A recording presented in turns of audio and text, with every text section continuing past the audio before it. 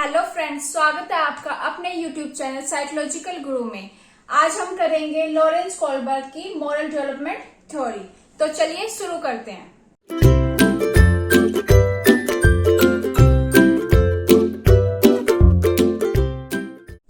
Moral development theory है Lawrence Kohlberg की।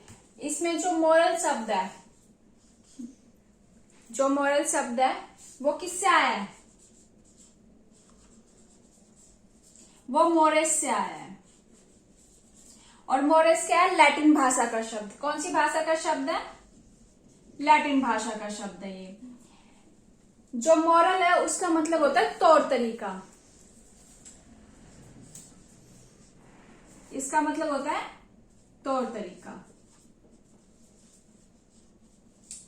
जो लॉरेंस कोहलबर्ग थे ना, उन्होंने, जीन पियाजे ने भी मॉरलिटी पे काम किया है, तो उन्होंने भी मॉरल डेवलपमेंट की थ्योरी दी है।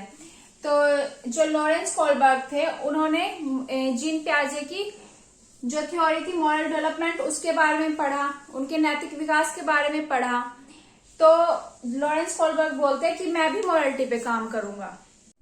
जो ये लॉरेंस कोहलबर्ग थे ना, ये अमेरिकन साइकोलॉजिस्ट थे। ये शिकागो में प्रोफेसर थे। जो जीन पियाजे जी हैं, इन्होंने अपनी थ्योरी 2 पर दी थी। अगर याद है जीन पियाजे की थ्योरी कौन सी है, तो उनकी कॉग्निटिव डेवलपमेंट भी है और मॉरल डेवलपमेंट भी है।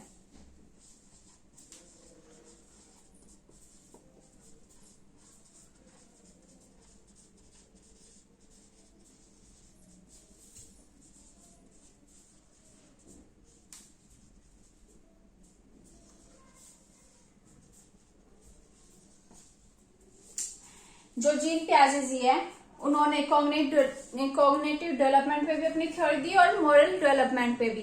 जो ये कॉग्निटिव डेवलपमेंट है, इसमें उन्होंने क्या बोला था? इसमें बोला था कि जो बच्चे की जो थिंकिंग है ना, उनको उसने 4 स्टेजेस में डिवाइड किया था। जो हम कॉग्निटिव डेवलपमेंट करेंगे की थ्योरी करेंगे जब हम उसको कंप्लीट करेंगे, ठीक है। इसमें इन्होंने बताया था कि जो बच्चे का जो संज्ञानात्मक विकास है, जो उनका कॉग्निटिव डेवलपमेंट है, उनकी जो समझ का विकास है, वो उनके अकॉर्डिंग टू एज होता है। जैसे जैसे उनकी एज बढ़ती है, वैसे वैसे उनकी जो थिंकिंग होती है वो डेवलप होती है। और मॉरल डेवलपमेंट में उन्होंने ये बताया था कि ये तौर तरीका होता है कि कैसे बच्चा किसी चीज को सही और गलत करके, उसको कोई चीज सही है या गलत है उसको कैसे जज करता है। तो इसमें सही और गलत की समझ बच्चे को आती है तर्क सहित।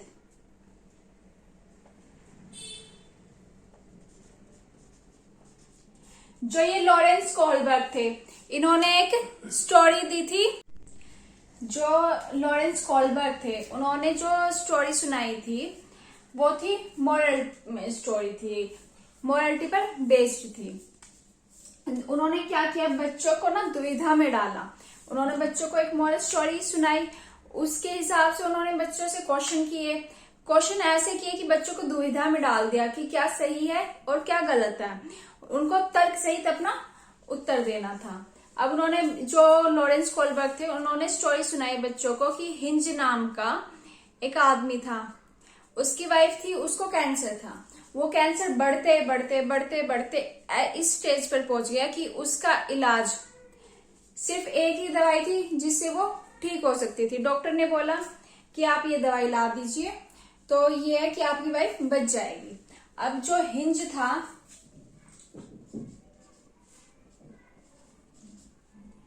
उसकी वाइफ को क्या था? कैंसर था।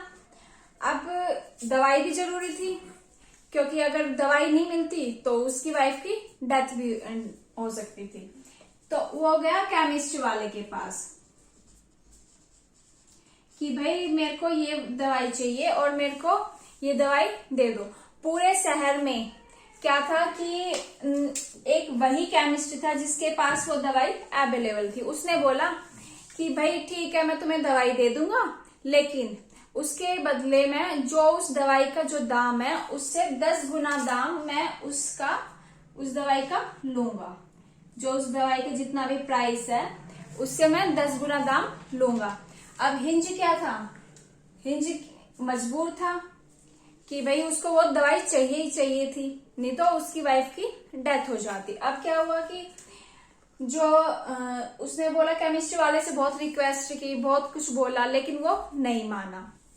हिंज ने क्या किया, हिंज ने रात को उस केमिस्ट्री वाले की शॉप में चोरी कर ली उस दवाई की। अब बच्चों को ये बताया गया है कि चोरी करना बुरी बात, लेकिन अब भी उसकी मजबूरी थी इसलिए उसने चोरी की। तो जो लॉरेंस कोलबर्ग है वो क्या करते हैं, बच्चों को मॉरल स्टोरी सुनाते हैं, जैसे उन्होंने हिंज की स्टोरी सुनाई।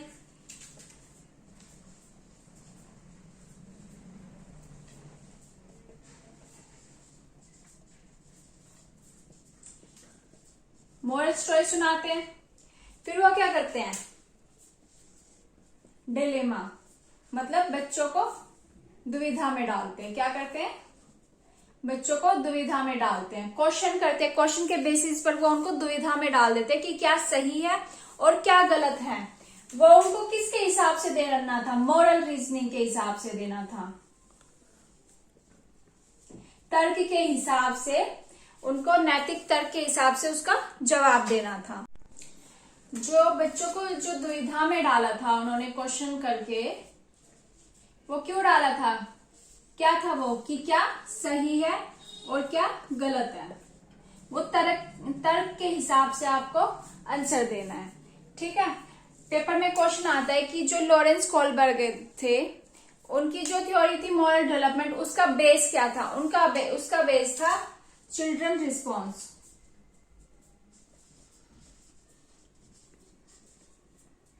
चाइल्ड रिस्पॉन्स,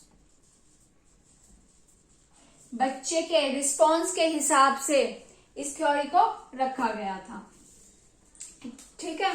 अब जो लॉरेंस कोलबर्ग थे, उन्होंने जो अपनी स्टोरी में जो जिन बच्चों को रखा था वो थे 72 बॉयज, वो ओनली बॉयज थे, इसमें कोई भी गर्ल नहीं थी। और इनकी जो एज थी वो कितनी थी, अप टू 16 इयर्स, ठीक है। अब इन्होंने जो स्टोरी सुनाई थी उसमें जो हिंज था उसने ठीक किया, गलत किया, या फिर उसको क्या करना चाहिए था। जब बच्चों के तर्क आए, जो 72 बॉयज थे उन्होंने अलग अलग तर्क दिए। अब जो बच्चों के जवाब आए वो 3 तरीके से आए। तो लॉरेंस कोलबर्ग कहते हैं कि जो बच्चे अपनी रीजनिंग लगाते हैं, जो बच्चे अपना तर्क लगाते हैं, वो 3 स्तर पर लगाते हैं, उनके जो लेवल होते हैं वो 3 होते हैं, ठीक है। तो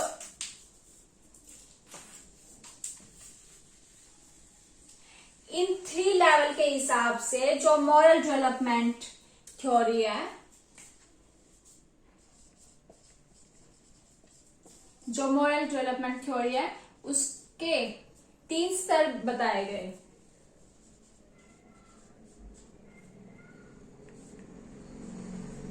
कितने लेवल बताए गए, उसके 3 लेवल बताए गए। जो ये मॉरल डेवलपमेंट थ्योरी है इसके 3 लेवल है, और ये किसके बेसिस पे, बच्चों के रिस्पॉन्स के हिसाब से 3 लेवल पर इसको रखा गया। पहला क्या है, प्री कन्वेंशनल लेवल, मतलब पूर्व परंपरागत स्तर से। दूसरा वाला है कन्वेंशनल लेवल, मतलब परंपरागत स्तर। और तीसरा है पोस्ट कन्वेंशनल लेवल, मतलब पश्चिम परंपरागत स्तर।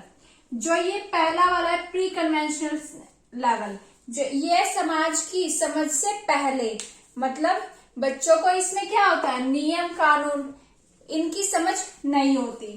तो ये जो लेवल है इसमें बच्चे को ये नहीं पता कि समाज में क्या रूल्स बनाए गए, क्या नियम बनाए गए, क्या समाज के अनुसार सही है और क्या समाज के अनुसार गलत है। तो ये कौन सा लेवल है, फर्स्ट लेवल है। दूसरे में कन्वेंशनल लेवल, मतलब परंपरागत स्तर। यह समाज के अनुसार, जो समाज कहेगा वही सही है, और जो समाज जिस चीज को सही कहेगा वही सही है, और जिस चीज को समाज गलत कहेगा वो गलत होगी। तीसरा है हमारा पोस्ट कन्वेंशनल लेवल, मतलब पश्चिम परंपरागत स्तर। इसमें क्या होता है, ये जो होती है समाज की समझ के बाद होती है। इसमें क्या होता है, जो नियम कानून जो भी है उनसे आगे बढ़कर हम सोचते हैं। तो ये 3 लेवल है जिसके हिसाब से बच्चों का मॉरल डेवलपमेंट जो होता है, जो बच्चों में मॉरलिटी जो डेवलप होती है वो डेवलप होती है। जो ये मॉरल डेवलपमेंट थ्योरी है, इसके जो 3 लेवल है, कौन कौन से, pre conventional level, conventional level और पोस्ट कन्वेंशनल लेवल, इनको भी 6 स्टेजेस में डिवाइड किया गया है। जो ये मॉरल डेवलपमेंट के लेवल थे उनको 6 स्टेज में डिवाइड किया गया है। वो ये है, पहले punishment and obedience oriented stage, second वाली है हमारी इंस्ट्रूमेंटल रिलेटिव स्टेज, थर्ड है हमारे इंटरपर्सनल कॉन्कॉर्डेंस स्टेज, फोर्थ है हमारे अथॉरिटी मेंटेनिंग स्टेज, फिफ्थ है हमारी social contact and individual rights stage, six है हमारी यूनिवर्सल एथिक स्टेज। जो हमारी पहली और दूसरी स्टेज है ये किसके अंदर आती है, ये आती है प्री कन्वेंशनल के अंदर।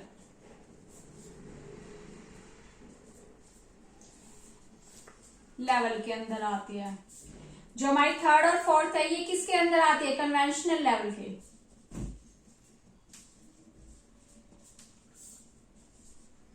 जो हमारी फिफ्थ और सिक्स वाले ये किसके अंदर आती है, ये आती है पोस्ट कन्वेंशनल के अंदर। किसके अंदर आती है, लेवल के अंदर। ठीक है। जो हमारी ये प्री कन्वेंशनल लेवल है, जो हमारा पूर्व परंपरागत स्तर जो है हमारा, उसकी जो स्टेजेस है पहली और दूसरी, पहली है punishment and obedience oriented stage और सेकंड हमारे इंस्ट्रूमेंटल रिलेटिविटी स्टेज। ये जो है punishment and obedience oriented stage ये है सजा से बचने हेतु, आज्ञा का पालन करते हैं बच्चे, सजा से बचने हेतु आज्ञा पालन। और जो ये हमारी इंस्ट्रूमेंटल रिलेटिविटी स्टेज ये है पुरस्कार या अन्य लाभ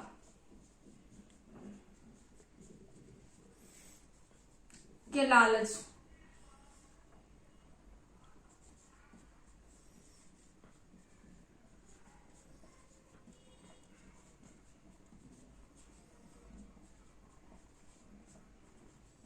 जो हमारी पहली ये है punishment and obedience oriented stage, इसमें बच्चा क्या करता है, सजा से बचने हेतु आज्ञा पालन करता है। वो अंदर से इंटरनली मोटिवेट नहीं है उस काम को करने के लिए, बस उसको ये है कि मेरी पिटाई हो जाएगी। जैसे आप ये मान लो कि 2 बच्चे हैं, उसमें क्या हुआ, एक का नाम है दीपक और एक का लड़की का नाम है दीपिका। लड़के का नाम है दीपक और लड़की का नाम है दीपिका। तो वो एक ही स्कूल में जाते हैं।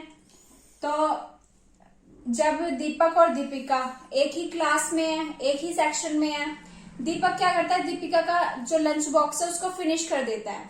वो खाने के लिए बैठती है, अपने लंच करने के लिए बैठती है, वो क्या करता है, उससे छीनता है और उसको खा लेता है। अब दीपिका ने क्या किया, अपने घर पे गई, अपनी मम्मी को शिकायत की। अगले दिन उसकी मम्मी स्कूल में पहुंच गई कि भाई ये दीपक है, ये मेरी बेटी का टिफिन फिनिश कर देता है। तो उसको क्या हुई, उसको डांट पड़ी। जब वो घर पे आया तो जो दीपिका की जो मम्मी थी उसने क्या किया, दीपक की मम्मी को भी बोल दिया कि भाई आपका बेटा जो है वो हमारी बेटी का लंच बॉक्स फिनिश कर देता है, वो भूखी रह जाती है। तो अब जो दीपक की मम्मी थी उसने ये बोला कि अगर तूने उसका लंच बॉक्स खाया तो कल मैं तेरी पिटाई करूंगी।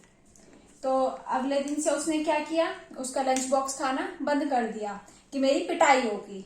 और उसने क्या किया, दीपिका की जब मम्मी मिलती थी तो उससे बोलना तक बंद कर दिया, नमस्ते तो दूर की बात, उससे बोलना भी बंद कर दिया। अब दीपिका की मम्मी ने ये बोला दीपक की मम्मी को कि भाई तुम्हारा बच्चा तो, जब से मैंने उसकी शिकायत की है, तुम्हारा बच्चा तो मेरे को नमस्ते तक नहीं करता। अब जब दीपक घर पे आता है तो दीपक की मम्मी बोलती है कि तू आंटी को नमस्ते नहीं बोलता, अगर तूने उनसे नमस्ते नहीं बोली तो मैं तेरी पिटाई करूंगी या फिर मैं तेरे पापा को बता दूंगी। अगले दिन से दीपक ने क्या किया, सबसे पहले दीपिका की मम्मी को नमस्ते बोलता और उनके पैर छूता। तो उसने जो आज्ञा का पालन किया वो किस लिए किया, ताकि उसको सजा ना मिले। वो इंटरनली मोटिवेट तो नहीं था उस काम को करने के लिए, उसने सिर्फ क्या किया, अपनी पनिशमेंट से बचने के लिए उस काम को किया। तो पहली वाली स्टेज जो है उसमें बच्चा क्या करता है, उसको मतलब नहीं है, उसको सिर्फ सजा से बचने के लिए वो काम करता है, वो इंटरनली उस चीज के लिए मोटिवेट नहीं होता। जो हमारी सेकंड वाली है इंस्ट्रूमेंटल रिलेटिविटी स्टेज, पुरस्कार या अन्य लाभ के लालच में आज्ञा का पालन करना। हम बच्चे को ये बोलते हैं जा तो दुकान से सामान लिया, ठीक है, 100 रुपए दे देते हैं और बोलते हैं कि जा सामान लिया। हमने बोल दिया जा सामान लिया, वो कहेगा नहीं मैं नहीं जा रहा, मैं तो नहीं जा रहा सामान लेने के लिए, और मैं तो जाऊंगा ही नहीं सामान लेने के लिए। तो मम्मी क्या बोली कि ठीक है तू 90 रुपए का सामान आएगा, 10 रुपए की तो चीज खा लियो। उसने ये सोचा 90 रुपए का सामान आएगा, 10 रुपए तो मेरे को मिल रहे हैं, ठीक है, बदले में उसको कुछ चाहिए। वो इसमें आज्ञा का पालन, सेकंड वाली स्टेज जो है उसमें आज्ञा का पालन करता है, लेकिन उसको लालच है कि बदले में मुझे भी कुछ चाहिए। तो ये थी हमारी दूसरी स्टेज। जो हमारा सेकंड लेवल था कन्वेंशनल लेवल, मतलब परंपरागत स्तर, उसके अंदर हमारी 2 अवस्थाएं आती है, 2 स्टेजेस आती है, थर्ड और फोर्थ। थर्ड वाली कौन सी थी, इंटरपर्सनल कॉन्कोर्डेंस स्टेज, मतलब अच्छे व्यक्तित्व संबंध बनाना। फोर्थ वाली हमारी क्या, अथॉरिटी मेंटेनिंग स्टेज, सामाजिक अनुबंध और व्यक्तिक अधिकार अवस्था। जो हमारी थर्ड वाली है इंटरपर्सनल कॉन्कोर्डेंस स्टेज जो है, ये एक तरह से इसको ये भी बोलते हैं गुड बॉय गुड गर्ल वाली अवस्था। इसमें बच्चा ये सोचता है कि उसकी तारीफ हो समाज के सामने कि कितना अच्छा लड़का है, कितनी अच्छी लड़की है। तो इसमें इसको कई बार पेपर में क्वेश्चन आता है गुड बॉय और गुड गर्ल वाली स्टेज कौन सी है, तो वो है हमारी थर्ड, अच्छे व्यक्तित्व संबंध बनाना। वो सोचता है कि समाज में उसकी तारीफ हो।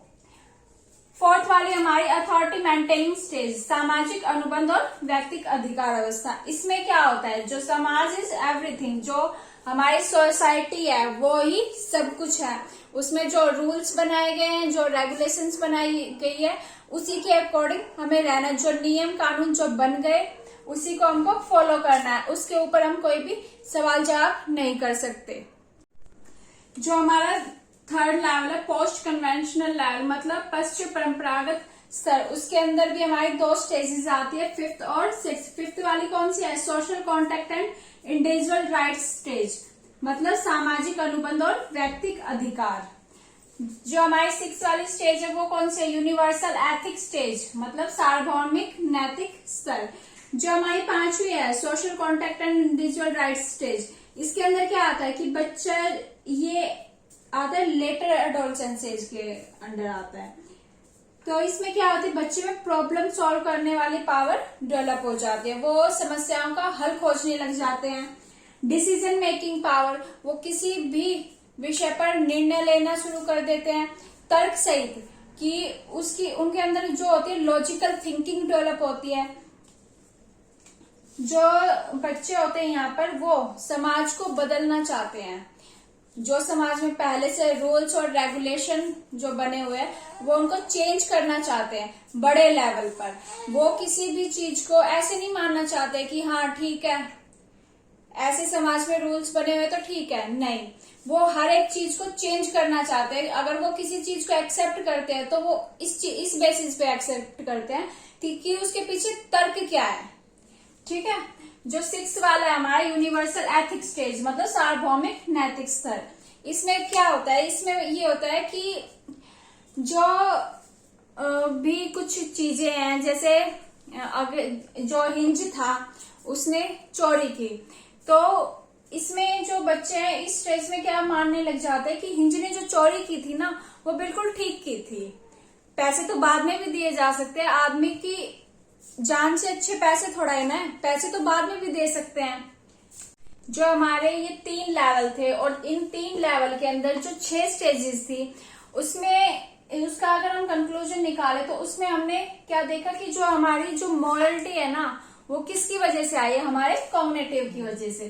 तो जो जीन पियाजे जी थे उन्होंने क्या बोला, उन्होंने कौन कौन सी थ्योरी दी थी, कॉग्निटिव डेवलपमेंट की,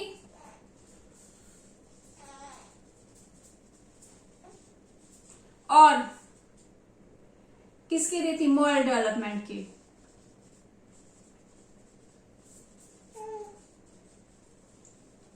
तो ये जो दोनों थ्योरी है ये एक दूसरे पर बेस्ड है। अगर हमारी कॉग्निटिव डेवलपमेंट, अगर हमारा संज्ञानात्मक विकास नहीं होता तो हमारा नैतिक विकास कैसे हो सकता है।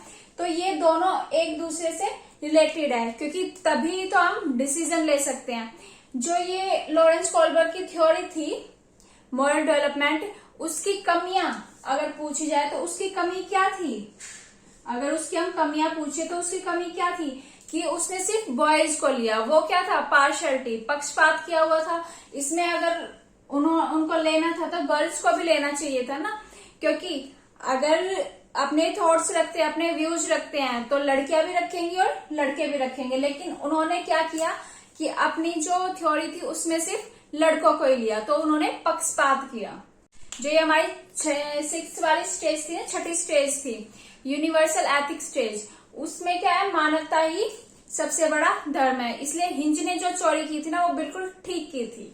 सो गाइज, आज हमने कंप्लीट की लॉरेंस कोलबर्ग की मॉरल डेवलपमेंट थ्योरी। अगर आपको हमारी वीडियो पसंद आई है तो प्लीज हमारे चैनल को लाइक शेयर और सब्सक्राइब कीजिए। Thank you.